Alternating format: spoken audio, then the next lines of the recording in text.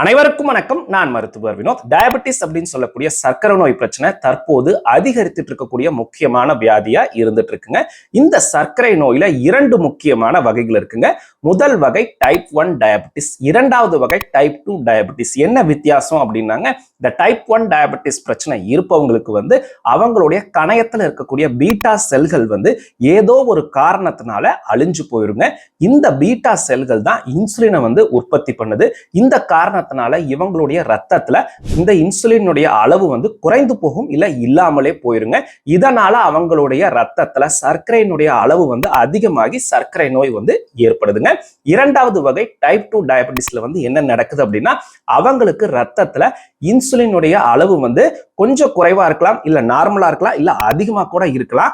ஆனா அந்த இன்சுலினை எடுத்து இந்த செல்கள் பயன்படுத்தும் விதம், இல்ல அந்த பயன்படுத்துவதற்கான அந்த ஈர்ப்பு குறைந்து போகும். இதை இன்சுலின் ரெசிஸ்டன்ஸ் அப்படின்னு சொல்லுவோம். இந்த காரணத்தினால அவங்களுக்கு ரத்தத்துல இந்த சர்க்கரையின் அளவு அதிகமாக இருக்கும். இந்த இன்சுலின் ரெசிஸ்டன்ஸுக்கு ரொம்பவே முக்கியமான காரணம் இந்த உடல் பருமன் அப்படின்ற ஒபிசிட்டி பிரச்சனை தான். ஸோ இந்த டைப் 2 டயபெட்டிஸ் நீங்க கொஞ்ச நாள் மாத்திரை எடுத்துட்டு டயட் மாடிஃபிகேஷன் செஞ்சுட்டு வெயிட் லாஸ் பண்றீங்க, ப்ராப்பர் டயட் மற்றும் லைஃப் ஸ்டைல் மாடிஃபிகேஷன் பண்றீங்க அப்படின்னா நீங்க மருந்துகள் இல்லாமலே ரிவர்சல் செய்ய முடியும். ஆனா இந்த டைப் 1 டயபெட்டிஸ் பிரச்சனை இருப்பவங்களுக்கு இன்சுலின் நம்ம செயற்கையா கொடுத்தா மட்டும்தான் அவங்களுக்கு அந்த பிளட் குளுக்கோஸ் லெவலை குறைக்க முடியும். ஸோ இந்த இன்சுலினுக்கு பதிலா லேட்டஸ்டா தற்போது என்னெல்லாம் ரிசர்ச்ல இருக்கு, இல்ல பிற்காலத்துல என்னெல்லாம் அட்வான்ஸ்மெண்ட்ஸ் வரலாம் அப்படின்றத விரிவா இந்த பதிவுல பார்க்கலாம் வாங்க.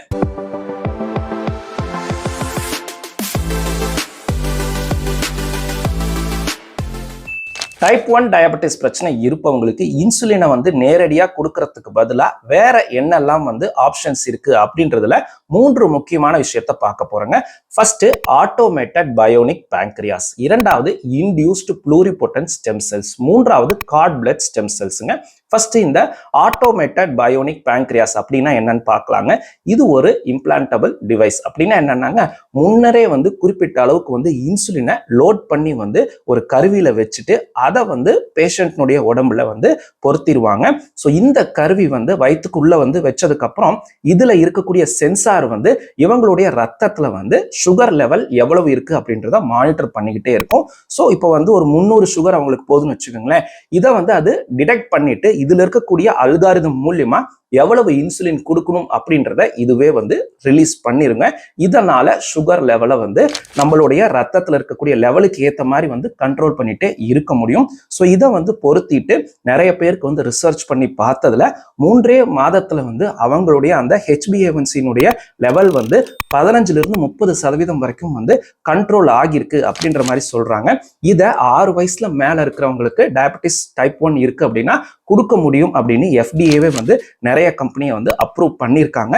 இந்த ஆட்டோமேட்டட் பயோனிக் பேங்க்ரியாஸ்னால என்னதான் அட்வான்டேஜஸ்? முதல் விஷயம், யாருடைய டிபெண்டன்ஸும் இல்லாம நீங்க இன்சுலினை எடுத்துக்க முடியும்.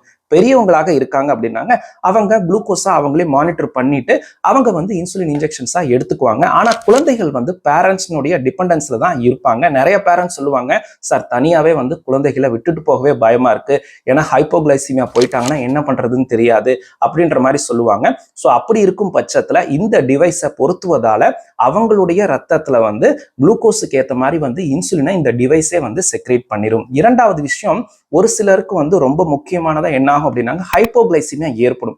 ஏன்னா அவங்க டோஸ் கொஞ்சம் அதிகமா கொடுத்துருவாங்க, இல்ல சாப்பாடு கம்மியா சாப்பிட்டுருப்பாங்க, அதனால திடீர்னு மயங்கி விழுந்துருவாங்க, இல்ல ரொம்ப அதிகமா வியர்த்து கொட்டும், நெஞ்சு படபடன்னு இருக்கும். இது எல்லாமே ஹைப்போகிளைசிமியாவினுடைய சிம்டம்ஸ். இந்த மாதிரி இந்த மிஷன் இருப்பவங்களுக்கு ஏற்படாது. ஏன்னா அந்த மிஷின்ல இருக்கக்கூடிய சென்சார் இந்த குளுக்கோஸ்னுடைய அளவு அதிகமானா மட்டும்தான் இது இன்சுலினை சுரக்குமே தவிர கம்மியா இருக்கும் போது இது இன்சுலினை கண்டிப்பா சுரக்காது. இதுவும் ஒரு முக்கியமான அட்வான்டேஜ். இரண்டாவது வகை கார்ட் பிளட் ஸ்டெம் செல்ஸ். அப்படின்னா தொப்புள் கொடி ரத்தத்துல இருக்கக்கூடிய ஸ்டெம் செல்கள் தாங்க. ஸ்டெம் செல் அப்படின்னாங்க நம்ம உடம்புல எந்த ஒரு செல்லாகவும் மாறக்கூடிய ஆற்றல் இந்த ஸ்டெம் செல்களுக்கு இருக்குங்க. இதை ப்ளூரிபொட்டன்சி அப்படின்னு சொல்லுவோம். ஸோ இந்த வகையான ஸ்டெம் செல்கள் அதிக அளவு தொப்புள் கொடி ரத்தத்துல இருக்கு. இதனாலதான் பல மல்டி ஸ்பெஷாலிட்டி ஹாஸ்பிட்டல்ல இந்த தொப்புள் கொடி ரத்தம் இல்ல அந்த தொப்புள் கொடியை வந்து சேமிக்கணும் அப்படின்னு சொல்லிக்கிட்டு இருக்காங்க. ஸோ தற்போது இருக்கக்கூடிய டெக்னாலஜி எல்லாம் எப்படி இருக்கு அப்படின்னாங்க, இந்த கார்ட் பிளட்டை வந்து எடுத்து இந்த பீட்டா செல்களை வந்து அழிச்சிட்டு இருக்கக்கூடிய எதிர்ப்பு சக்தியை வந்து நம்ம வந்து கொஞ்சம் அதை மாற்றி அமைக்கிறதுக்கு பயன்படுத்தலாம்னு சொல்றாங்க. இன்னொரு டெக்னாலஜி என்ன சொல்றாங்க அப்படின்னாங்க, ஆல்ரெடி வந்து அவங்களுக்கு டைப் 1 டயபெட்டிஸ் இருக்கு அப்படின்னு கண்டுபிடிச்சிட்டாங்க. இப்போ ஸ்டார்டிங் ஸ்டேஜ்ல இருக்கு. ஸோ இப்போ வந்து நம்ம அந்த கார்ட் பிளட்டை வந்து கொடுக்கறது மூலியமா வந்து அந்த பீட்டா செல்களினுடைய அளவை கொஞ்சமாவது அதிகரிக்க முடியும் அப்படின்ற மாதிரி சொல்றாங்க. ஸோ பேசிக்கா என்ன அப்படின்னாங்க, இவங்களுக்கு ஆரம்ப கட்டத்தில் கண்டுபிடிச்சிட்டாங்க அப்படின்னா கம்ப்ளீட்டா அவங்க இன்சுலினை வந்து டிபெண்ட் பண்ணி இருக்கிறத வந்து தவிர்த்து கொஞ்சம் வந்து அந்த நோயினுடைய தீவிரத்தை குறைக்க முடியும் அப்படின்னு சொல்றாங்க. ஆனா எந்த ஒரு ரிசர்ச்லயுமே வந்து இந்த கார்ட் பிளட்டை மட்டும் வச்சு இந்த டைப் 1 டயபெட்டிஸை கம்ப்ளீட்டா வந்து ரிவர்ஸ் பண்ண முடியும் அப்படின்ற மாதிரி எந்த ஒரு ரிசர்ச்லயும் வந்து ப்ரூவ் ஆக கிடையாதுங்க. முக்கியமா வந்து ஹியூமன் ட்ரையல்ஸ்ல. ஆனா எலிகள்ல செய்த சோதனையில வந்து இந்த கார்ட் பிளட் மூலியமாவே வந்து டைப் 1 டயபெட்டிஸை வந்து 75% வந்து ரிவர்ஸ் பண்ணியிருக்கிறதா வந்து ஒரு ரிசர்ச்ல வந்து சொல்றாங்க. மூன்றாவதாக நம்ம பார்க்க போறது இன்டியூஸ்டு ப்ளூரிபொட்டன்ட் ஸ்டெம் செல்ஸ். அப்படின்னா என்னன்னாங்க, இயற்கையாவே நம்மளுடைய உடம்புல பல பகுதியில ஸ்டெம் செல்கள் இருக்குங்க. எலும்பு மஜ்ஜையில இருக்கு, கல்லீரல் பகுதியில இருக்கு, குடல் பகுதியில இருக்கு. இது மட்டும் இல்லாம நம்மளுடைய அடிப்போஸ் டிஷ்யூ அப்படின்னு சொல்லக்கூடிய கொழுப்பு செல்களையும் வந்து ஸ்டெம் செல்கள் இருக்குங்க. ஆனா செயற்கையா ஒரு சாதாரண செல்லை எடுத்து அதை ஒரு குறிப்பிட்ட ரசாயன மீடியால வந்து வச்சு அதுல வந்து குறிப்பிட்ட ஃபேக்டர்ஸ் எல்லாம் கொடுப்பது மூலியமாக ஒரு சாதாரண செல்லை ஸ்டெம் செல்லா மாற்றி அமைப்பது தான் இந்த இன்டியூஸ்டு ப்ளூரிபொட்டன்ட் ஸ்டெம் செல் அப்படின்ற சிகிச்சை தாங்க. ஸோ இந்த சிகிச்சையை வெற்றிகரமா வந்து டைப் 1 டயபெட்டிஸ் இருக்கக்கூடிய ஒரு பெண்மணிக்கு சைனாவில் வந்து சமீபத்தில் செஞ்சிருக்காங்க. ஸோ அந்த பெண்மணிக்கு வந்து கிட்டத்தட்ட 25 வயசு இருக்குங்க. இப்போ வந்து அவங்களுக்கு 11 வருஷத்துக்கு முன்னாடி அவங்களுடைய 14 வயசுல டைப் 1 டயபெட்டிஸ் இருக்குன்னு கண்டுபிடிக்கிறாங்க. அதுக்கப்புறம் அவங்க நிறைய சிகிச்சைகளை எடுத்து பார்க்குறாங்க. எல்லாமே வந்து ஃபெயில்டு தான். ஏன்னா அவங்க வந்து இன்னொருத்தருடைய அந்த பேங்க்ரியாஸ்ல இருந்து கணையத்துல இருந்து அந்த பீட்டா செல்களை வந்து எடுத்து டிரான்ஸ்பிளான்ட் பண்ணக்கூடிய சிகிச்சை கூட செஞ்சு பார்த்துருக்காங்க. அதுவும் வந்து அவங்களுக்கு ஃபெயிலியர் தான் ஆயிருக்கு. அது மட்டும் இல்லாம இந்த ஃபெயில்டு சிகிச்சைகளால இவங்களுக்கு வந்து கல்லீரல் வந்து பாதிப்புக்குள்ளாகுது. இதற்காக வந்து கல்லீரலுக்கான உறுப்பு மாற்று சிகிச்சை லிவர் டிரான்ஸ்பிளான்டேஷன் வந்து அவங்க செஞ்சுக்கிறாங்க. அதுக்கப்புறம் கிட்டத்தட்ட வந்து ஒரு வருஷத்துக்கு முன்னாடி தான் இந்த chemically induced pluripotent stem cell therapy சிகிச்சையை எடுத்துக்கிறாங்க. இந்த சிகிச்சையில அவங்களுடைய வயிற்று பகுதியில் இருக்கக்கூடிய கொழுப்பு செல்களை குறிப்பிட்ட அளவு எடுத்து கல்ச்சர் மீடியா அப்படின்னு சொல்லக்கூடிய இந்த ரசாயன திரவத்துல வச்சு மல்டிப்ளை செய்யறாங்க, அதிகரிப்பு செய்யறாங்க. அதுக்கப்புறம் இதுல ஒரு சில ஃபேக்டர்ஸ் ஆட் பண்ணுவதால இவங்களுடைய அந்த சாதாரண கொழுப்பு செல் வந்து கணையத்துல இருக்கக்கூடிய பீட்டா செல்களாக வந்து உருமாற்றம் அடையுதுங்க. இந்த பீட்டா செல்கள் தான் இயற்கையாவே வந்து நம்மளுடைய உடம்புல வந்து இன்சுலின் அப்படின்ற ஹார்மோனை வந்து உற்பத்தி செய்யுதுங்க. ஸோ இதுக்கப்புறம் வந்து அந்த கல்ச்சர் மீடியால உருவாக்குன அந்த பீட்டா செல்களை எடுத்து இவங்களுடைய வயிற்று பகுதியில் இருக்கக்கூடிய தசைகள்ல வந்து செலுத்துறாங்க. ஸோ இதற்கு வந்து கிட்டத்தட்ட ஒரு அரை மணி நேரம் தான் வந்து ஆகியிருக்கு. ஸோ அதனால அரை மணி நேரத்திலேயே வந்து டைப் 1 டயபெட்டிஸை நம்ம கியூர் பண்ணிட்டோம் அப்படின்ற மாதிரி நிறைய மீடியால எல்லாம் வந்து ப்ரமோட் பண்ணிட்டு இருந்தாங்க. பட் ஆக்சுவலா வந்து இதற்கு பல மாதங்கள் வந்து எடுத்திருக்கு. சரிங்களா? ஸோ அடுத்து இவங்க வந்து கிட்டத்தட்ட ஒரு 75 நாளுக்கு வந்து மானிட்டர் பண்ணும்போது இவங்களுக்கு செயற்கையா எந்த ஒரு இன்சுலினுமே வந்து தேவைப்படல. அவங்களுடைய அந்த வயிற்று பகுதியில செலுத்திய பீட்டா செல்களே அவங்க உடம்புக்கு தேவையான அந்த இன்சுலினை வந்து உற்பத்தி பண்ணிக்குது அப்படின்னு சொல்றாங்க. கிட்டத்தட்ட 103 ஆண்டுகளுக்கு முன்னாடி தான் வந்து இன்சுலின் ஹார்மோனை டைப் 1 டயபெட்டிஸ் நோய் இருப்பவங்களுக்கு சிகிச்சைக்காக வந்து பயன்படுத்த முடியும் அப்படின்றத கண்டுபிடிக்கிறாங்க. அப்போ ஒரு நூற்றாண்டுக்கு அப்புறம் தான் வந்து இன்சுலின் ஹார்மோனுக்கு மாற்றாக வந்து ஸ்டெம் செல் தெரப்பி மூலியமா டைப் 1 டயபெட்டிஸ் நோய் இருப்பவங்களுக்கு தீர்வு கிடைக்க முடியும் அப்படின்றத ப்ரூவ் பண்ணியிருக்காங்க.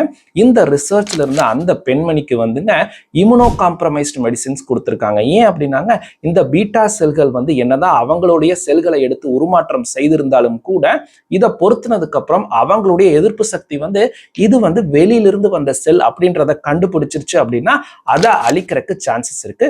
ஸோ இதற்காக வந்து எதிர்ப்பு சக்தியை குறைக்கக்கூடிய மருந்துகளும் வந்து கண்டினியூஸா கொடுத்து கிட்டத்தட்ட ஒரு வருஷம் வந்து மானிட்டர் பண்ணதுக்கு அப்புறம் எந்த ஒரு பிரச்சனையும் அவங்களுக்கு ஏற்படலை அப்படின்றதுக்கு அப்புறம் தான் வந்து இதை வந்து ஸ்டடியா வந்து பப்ளிஷ் பண்ணியிருக்காங்க. தற்போது வர டைப் 1 டயபெட்டிஸ் பிரச்சனை இருப்பவங்களுக்கு இன்சுலின் இன்ஜெக்ஷன்ஸை தவிர வேற என்னெல்லாம் வந்து ஆப்ஷன்ஸ் வந்து இருக்கு, இல்ல ஃபியூச்சர்ல வரலாம் அப்படின்றத பத்தி நான் படிச்ச அந்த ரிசர்ச் ஆர்டிக்கலை பேஸ் பண்ணி இந்த வீடியோல சொல்லியிருந்தேங்க. இது மட்டும் இல்லாம இன்னும் நிறையவே வந்து ரிசர்ச்சஸ் வந்து போயிட்டு இருக்கு. ஸோ அதை பத்தின டீடைல்ஸ் எனக்கு தெரிஞ்சா கண்டிப்பா வந்து நான் அப்டேட் பண்றேன். இந்த வீடியோ வந்து உங்களுக்கு பயனுள்ளதா இருந்தா கண்டிப்பா லைக் பண்ணுங்க. மற்றவங்களும் வந்து பயன்பெறுவாங்கன்னு நினைச்சீங்கன்னா ஷேர் பண்ணுங்க. உள்ளங்கையில் மருத்துவம் சேனலுக்கு சப்ஸ்கிரைப் பண்ணுங்க. மருத்துவம் சார்ந்த தங்களுடைய சந்தேகங்களை கீழே உள்ள கமெண்ட் பாக்ஸில் கமெண்ட் பண்ணுங்க. நன்றி, வணக்கம்.